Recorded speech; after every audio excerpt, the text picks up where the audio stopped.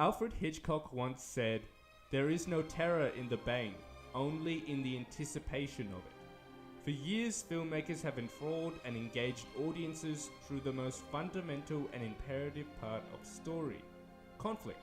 And that conflict can manifest itself in several different ways, sometimes through the use of action, or the many different variations of drama, both of an internal and an external nature.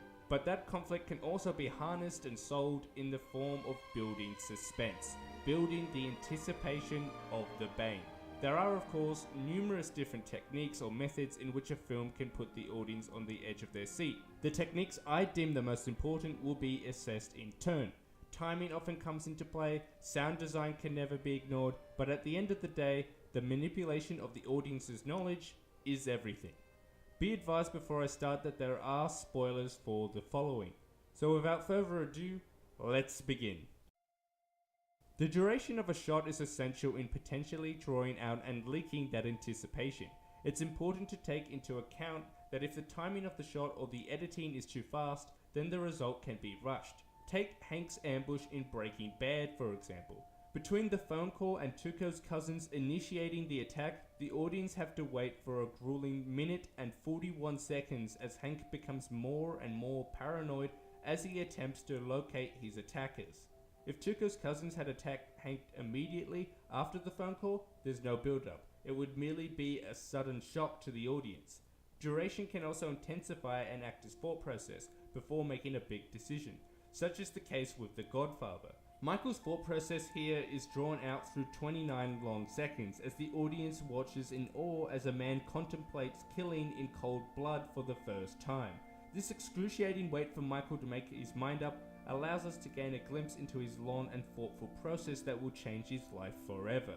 If the edit was fast, there's no tension, and the audience's understanding of the character would be completely different, because it would present him as an already remorseless killer, a lot less interesting than a man grappling with the concept of becoming a killer. It becomes clear through both of these examples that editing is crucial to ensure a moment has its chance to breathe. Sound can be important in not only boiling the kettle, but can also result in a harrowing and traumatic scene. Music is a great way to simply build tension before it gives way under the immense amount of pressure that it's built up.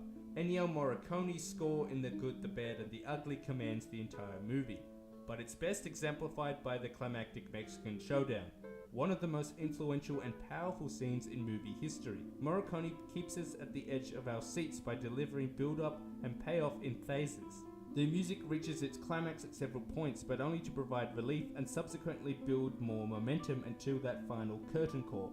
This scene itself can be split into 3 distinctive beats, the first being the characters moving to position, setting the stage,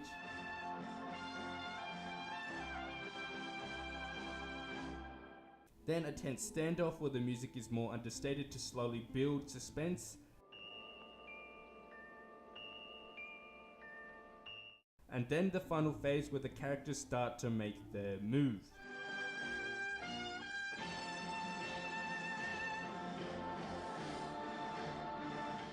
As the duration of the shots quickens in this final phase, so too does the piece's grandiose, as it culminates in an avalanche of expectation.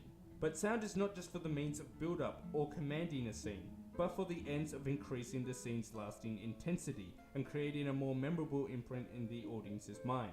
The beep of the tracking device in Alien has become that titular creature's theme song. In this context, the beeping works like a ticking clock. The closer the characters get to the creature, the louder the beeping gets, and so too does the audience's breath become heavier.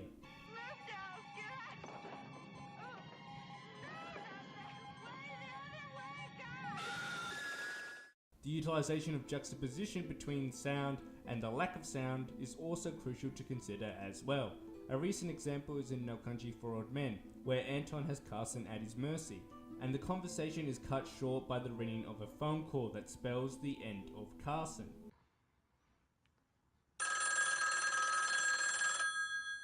Instead of using a sudden silence, the Cohen Brothers opted to use a loud ringing, which is jarring when compared to the abundance of silence during the dialogue. This stark contrast between silence during the dialogue and then the lack of dialogue during the noise helps to accentuate the tension and put the audience on edge. With each rend the audience leans closer and closer to the screen. A further example would be Tommy DeVito's introduction in The Goodfellas, where long uncomfortable silences are used in conjunction with light-hearted quips of dialogue, the dialogue representing safety for the audience. Tell me what's funny.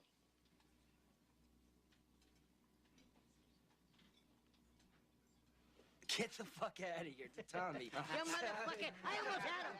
By transitioning back and forth between abnormal silence and the familiarity of mundane dialogue, it creates a constant roller coaster ride of uncertainty, because the entire scene is underpinned with the fearful expectation that this next silence could be fatal. As such, sound and subsequently the lack of sound are not only great for build-up, but can also be a powerful tool in constantly subverting the audience's attention. Knowledge is power. What knowledge the filmmaker chooses to bestow upon the audience can make the viewer far more involved in the scene in question. If the audience knows something the characters don't, then it places them in a helpless state of power. They want to help the characters they see on screen with impending doom on the horizon, but try as they might scream and yell, alas, their attempts are futile. This is usually executed by one character having a lack of knowledge and the other character holding all the cards. The opening scene of Inglourious Basterds is a perfect example, where the audience is given a piece of information. The farmer is hiding the Jewish minority under the floorboards from the tyrannical Hans Lander. This extended scene of dialogue would be inconsequential for the audience had they not known what the farmer is trying to hide from Lander, and therefore the audience is immediately involved, as every line of dialogue now has a fragile weight that could collapse at any moment. This can also be demonstrated in the traditional sense through some good old-fashioned horror, the monster creeping up behind the unsuspecting victim. For example, in Silence of the Lambs, the final climactic scene between Clarice and the frightening Buffalo Bill has Clarice in quite the predicament. Clarice is in the dark and is unable to see Bill, who is stalking her with night vision goggles, much to the audience's terror. It is also important to note that once the kettle has finished boiling, you have to pour it somewhere. There has to be some relief from the audience's pent-up tension, and that's usually generated in a changed state, from a positive to a negative or vice versa. The cathartic purging of emotions is required if the suspense is to have resolution, otherwise it would simply fall flat. Therefore, knowledge of how an audience will and or won't react to a scene is essential when crafting a suspense-filled scenario.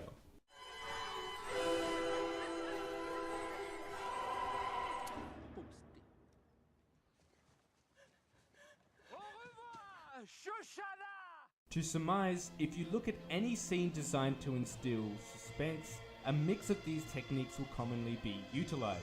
Additional techniques such as pacing, dialogue, nature of shot, as well as others are also important, but timing, sound, and the manipulation of the audience are the most notable, as there will always be some semblance of these techniques in any scene designed with suspense in mind.